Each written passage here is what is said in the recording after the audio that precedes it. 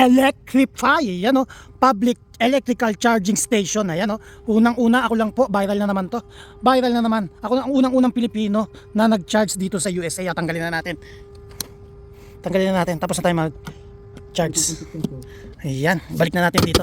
At, ayan o, ayan o, ayan. Nag-charge ako ng 29 minutes.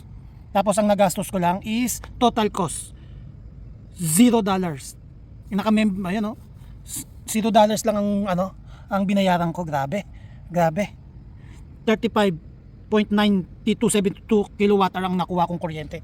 Grabe. Let's go, samahan nyo na akong mag-joyride. Let's go.